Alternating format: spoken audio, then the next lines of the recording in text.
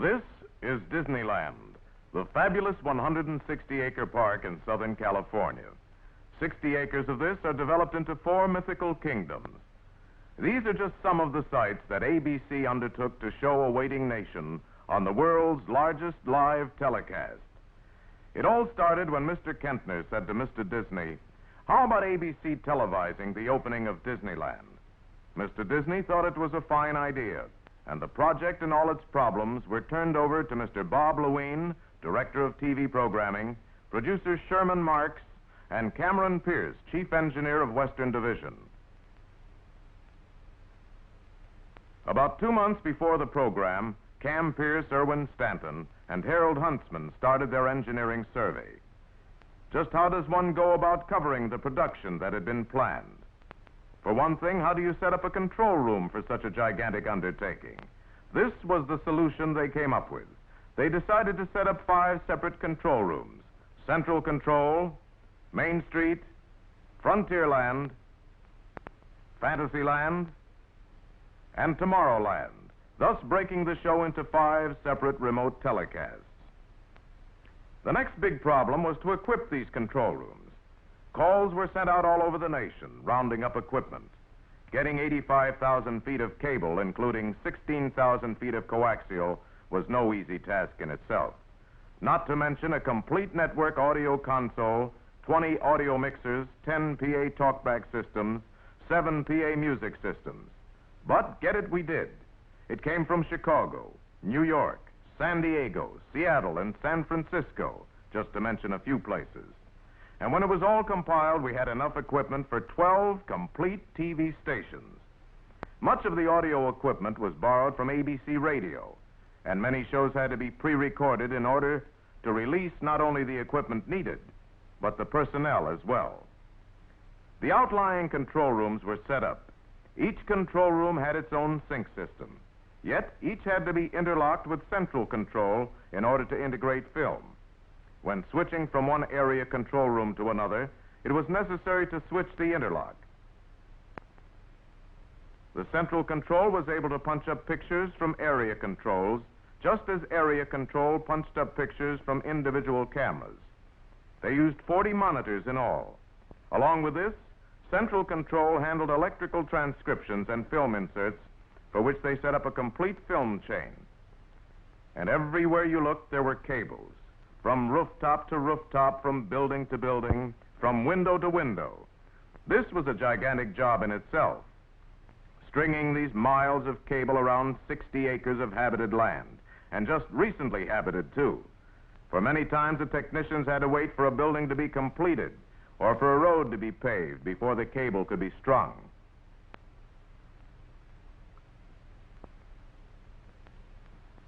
Some of the cameras came a long way to be in this historical telecast, and some just changed stations. There were 2 complete studios of equipment flown in from New York, including 6 cameras. There were 5 from San Francisco, 4 from NBC, 2 from KTTV, 2 from KCOP, 2 from CBS, and last but not least, those from KABC in Hollywood. Men as well as equipment arrived, and 29 cameras in all were used with 12 Zoomar lenses.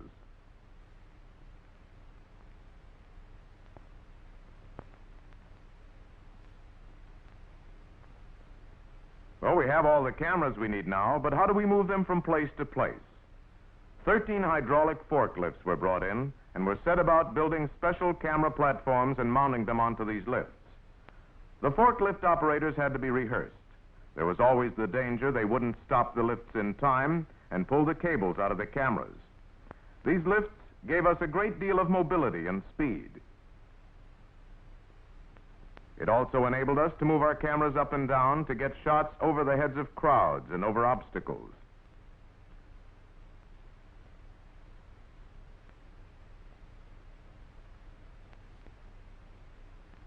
We had other uses for our forklifts, too. You're witnessing a bit of Yankee ingenuity. For mobile tower shots, we brought in a Yale hydraulic beast, which was able to reach the height of 40 feet. But it wasn't able to drop low enough to mount the camera. So Harold Huntsman mounted the lift put the camera in his lap, and was lifted up to the tower platform. And that little problem was solved.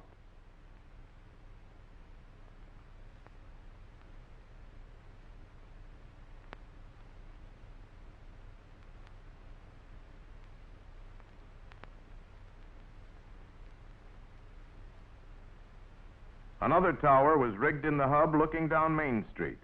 It was 60 feet high. Well, here's a nice little gadget. We called it a cage, and that's just what it was. Now, our problem here was to get a camera at a high enough angle to cover the big buildings and the huge rocket in Tomorrowland. Now, no ordinary tower would do here. So we made this cage right here on the spot and welded on a platform to hold the camera.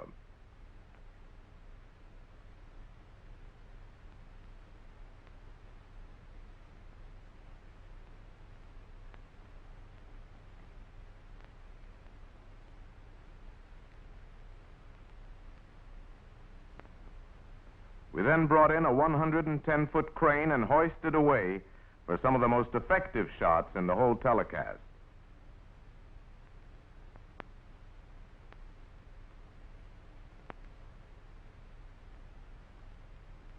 Production meetings were held to coordinate the 5 separate shows from the outlying areas and combine them into one large production.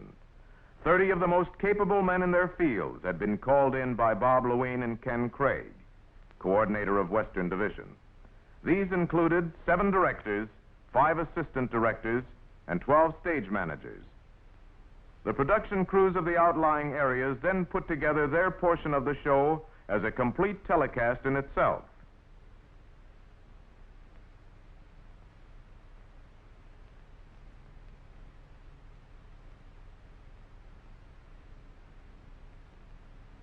Camera crews and TD got together to discuss camera movements. Camera braking and cable layout plans had to be made, as the cameras were using 1/4 of a mile of cable.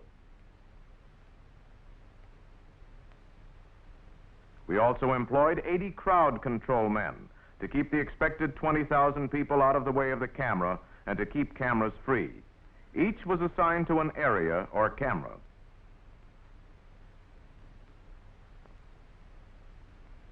After all the preliminary planning now, we are about to see if everything would work.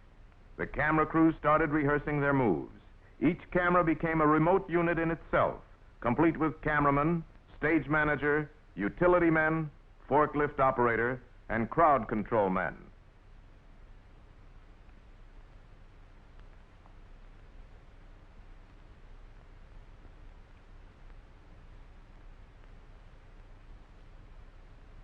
Reflectors were brought in to augment the fading sunlight, since the telecast was to take place in the late afternoon. And now, everything was in readiness in Frontierland. Cameras in position, waiting for the cue. And here come the horses, and the rehearsal is off to a good start. Well, almost. We had to stop and let the workmen through. And the trucks. All the time we were trying to rehearse, the workmen were still building Disneyland.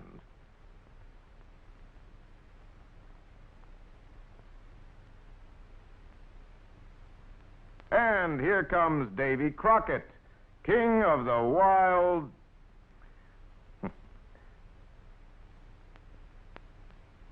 And here comes our cameraman.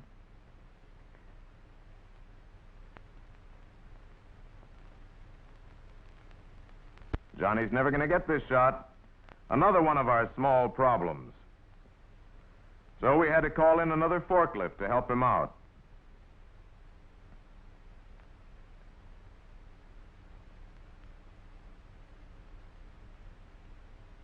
That's asphalt, not sand.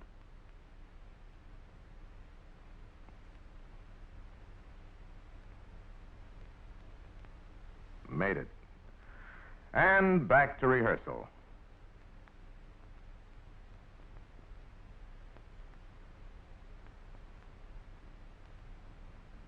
We did manage to get some work done in spite of all the frantic last-minute construction. Frontierland and New Orleans weren't the only places having their problems. Main Street was having its share also. We couldn't interfere with the construction going on, and men and material and trucks kept passing through in a frantic effort to finish on time. This kept rehearsal virtually at a standstill.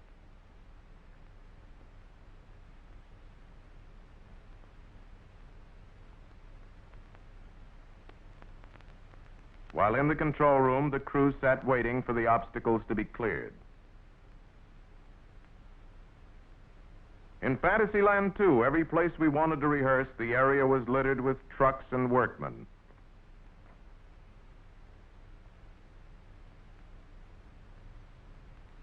Rehearsal time was slipping away fast, and still no pictures on the monitors. Even rehearsing in sequence under these conditions was impossible, and timings were something to be roughly estimated.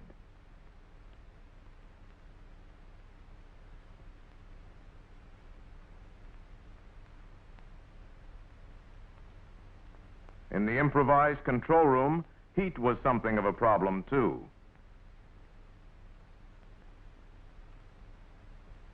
Not only for the men, but for the cameras in the field.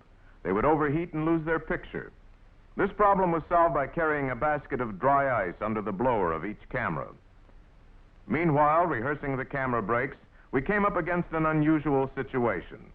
Where there had been more than enough room for the camera moves, overnight a building and a fence had been erected.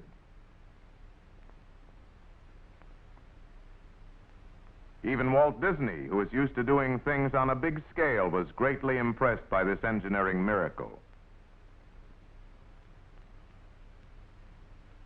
Walter Schumann had pre-recorded all the music. There were 82 music cues in all, and the sequences to each area had to be checked. The over 90 affiliate stations carrying the show had to be notified of the commercial and station break timings. This was quite difficult, considering it was impossible to get any complete timing of the show. But just before showtime, the last preparations were being made. We were still tying together the remainder of the 57 film inserts. 2 standby cameras had to be pressed into service. Communication equipment and PA systems were given a last-minute check. Emergency equipment was made ready. And then, ready, Fantasyland. Frontierland. Adventureland. Main Street. Tomorrowland. Stand by.